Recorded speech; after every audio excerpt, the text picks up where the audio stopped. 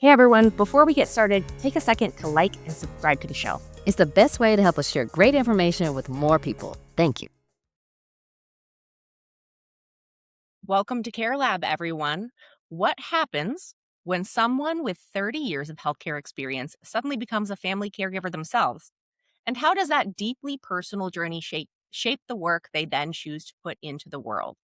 In today's episode, we begin a special multi-part series following the story of one caregiver and healthcare expert who transformed personal challenges into a mission to help caregivers everywhere take better care of themselves, starting with something so many struggle to get: sleep.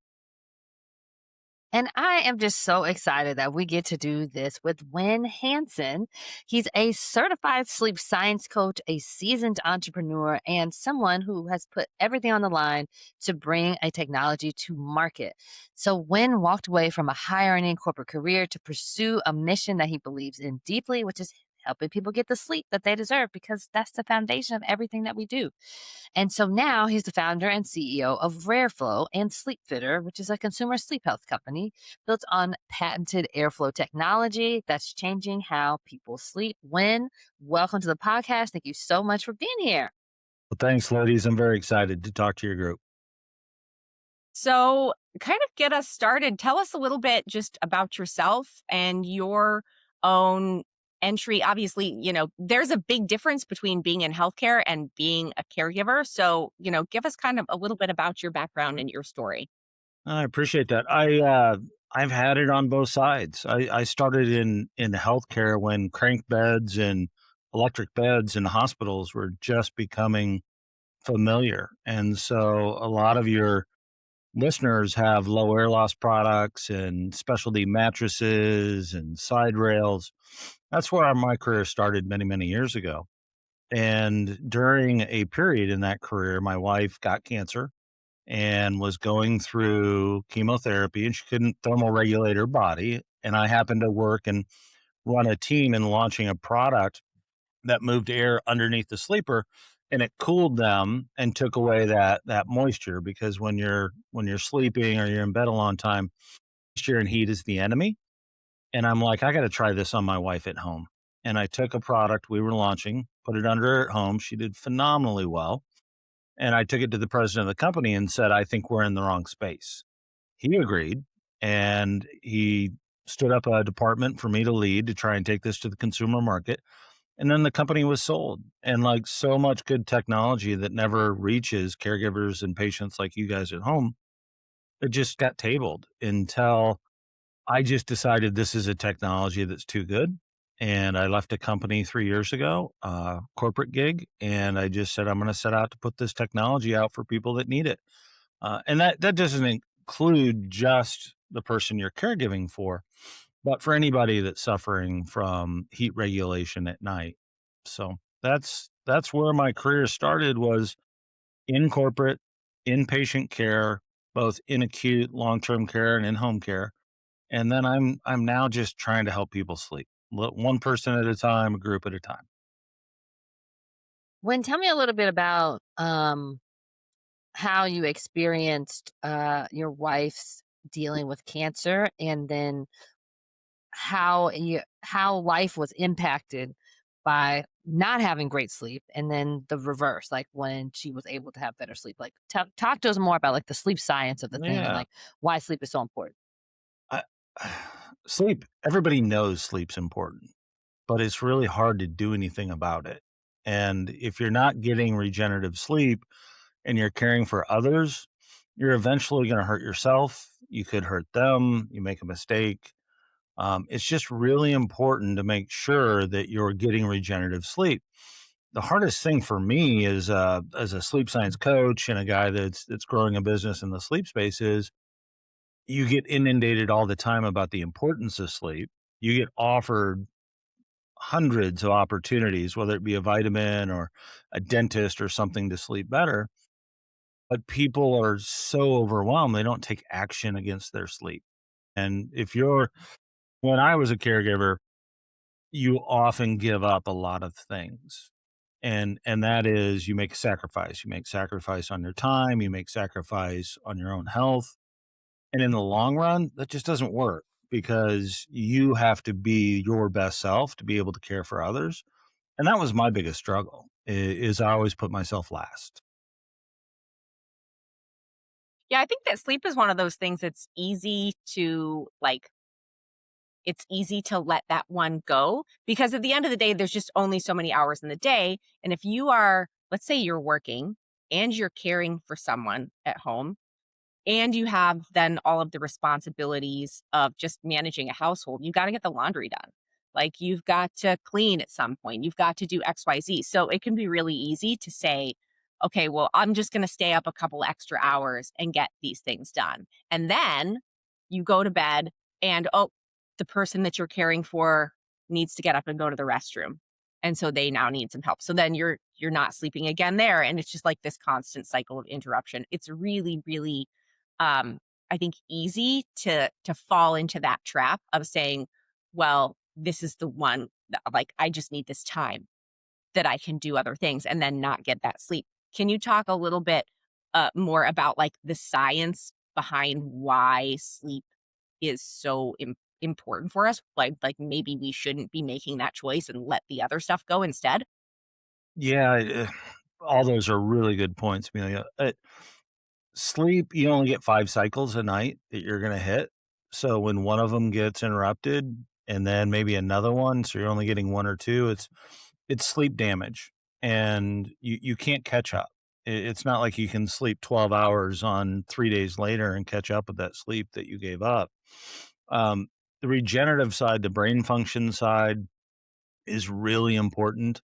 Um, Consistent times are really important for sleep. And when you're a caregiver, that's so hard to do, right? Because of all the things that you just said. I got to go to the restroom. I got to get up. But the best thing that you can do is do the other little things for yourself, whether that be elimination of caffeine, at least get on a schedule of going to bed at the right time. A lot of people that are caregivers that have disrupted cycles have disrupted circadian rhythm, and circadian rhythm is driven by light function. And so simple things can be done like in the morning, getting out in the morning sunlight for 15 minutes as soon as you can. Same thing, what a lot of people don't know is a Stanford study said that if you get out in dusk when the sun is going down, the light helps in your eyes, in your retinal ganglion, to set your circadian rhythm that says, "Oh, wait a minute, sun's going down. It's time. It's triggering." And they've also that study at Stanford found that you can have more blue light because we're all on our phones, we're all doing stuff late at night, but that the consumption of blue light after doing that at sunset actually wasn't as detrimental to disrupting your sleep. Hmm. So Hmm. so the problem with sleep is that these things are so simple sometimes. We just don't have the energy to do it, and when you're caregiving for others, it makes it even harder. But, You yeah, talked go ahead. just that morning walk. You know, that little Yeah. take your break, take 15 minutes. It will have a longer term effect for you to say, "I need 15 minutes outside." Just find that 15 minutes in the morning sun. It's red and blue light exposure, and it ties to your eyes, which ties to your circadian rhythm. That is like dually beneficial. Like we talk a lot about being a caregiver and taking some time for yourself or finding ways to, separate so that you can not just be your own person, but have some kind of self care. And a lot of the pushback is that, I don't have time for self care. I can't leave my person for that long or at any time. And but it's almost I can't picture any caregiver that I've ever worked with that doesn't have 15 minutes in the morning and 15 minutes as the sun is going down, right? And like if you can just like step outside, you're not only helping your sleep, but you're also helping your own state of mind so that you can be rejuvenated just a little bit to do this hard work of caregiving. Whether that's like as a mom of little kids or a husband caring for a wife or a wife caring for a husband who's older and has a big problem that's gonna shorten his life. Like, no matter what stage of life it is, it's so important to be able to have that time. So then to have the extra benefit of like doing it with the sun can help you sleep, because that's also such a big problem that people end up having, whether they're caregiving or not, as you get older, having the challenge of that circadian rhythm being off because we have light on all the time. Hmm. And your body doesn't get the signals as strongly as it needs to tell you to go to sleep. So I love that as a suggestion of something that's actually doable, Hmm. and dually beneficial. So yeah, that's great. Well, Uh, I know your caregivers are thinking, yeah, sure, I can get out for 15 minutes, but you have to. We get so robotic in the care of others that you kind of emotionally disconnect. And what I mean by that is that when I was caring for my wife through the years, you just got so like, I'm gonna get it done. It takes more energy to get somebody to help me or accept help. And that I just rather do it myself. mhm. But but that's the piece of accepting graciousness that's so hard when you're a caregiver, is you also have to set it up with your loved one you're taking care of in a way that you can get the space to breathe and remember that you're that person too, and you're just not in that daily schedule and grind of taking care of someone. So before we wrap this part of the series up, I want to know a little bit about how you actually implemented some of the suggestions that we're making here now when you were a caregiver for your wife, because I think it is one thing, there's caregivers listening right now who are like, you're saying I can do this, but actually, like, in my reality, I don't feel like I can. This is too overwhelming. Like, I don't. So how did you find yourself maybe implementing some of these things, but also, like, just realistically, how did you also find yourself struggling with these things? And then how did you sort of bring what you knew you had to do with the actual real life struggles that you were having? How did you reconcile those? Well, this is a do as I say, not as I did moment, right? Because I'm a certified sleep science coach now. I didn't have this knowledge base. And that's why I'm out here having to talk with you guys and share it. Mhm. I'm a certified sleep science coach. That doesn't mean I'm a perfect sleeper.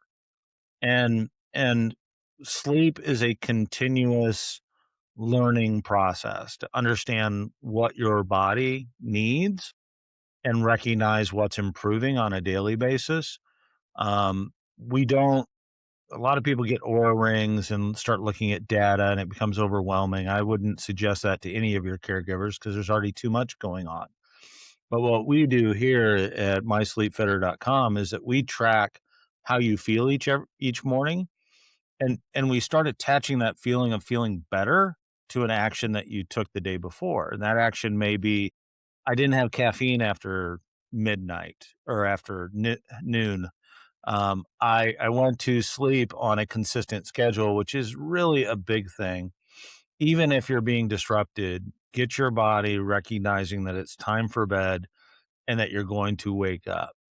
If you're struggling to wake up, it's usually related to several things that we can find just by asking you, how did you feel, on the day that you woke up, and what are some of the things that you noticed? But um, I'm not here to tell you there's a perfect fix. I'm going to leave that to all the consumer products that are trying to sell stuff in the market, because you'll hear about this vitamin or take this or buy this product. Sleep is a personal fingerprint and you have to figure it out yourself. And once you figure it out and start paying attention to what makes you feel good, do more of that. Okay, well, that I think is a great place to wrap up this first episode. Dear listener and or watcher, make sure that you are subscribing and following to the podcast wherever you listen to it. That way, you can get part 2 of this series when it comes out. You'll get that automatic notification that's available to you. Coming up in the next part of the series, we're going to be talking more about exactly what kinds of solutions Win came up with for the company that he now runs to help people sleep better. And so we can't wait to hear more about that. Win, thank you so much for being on this episode. We sure appreciate you being here. Thank you guys. I appreciate it.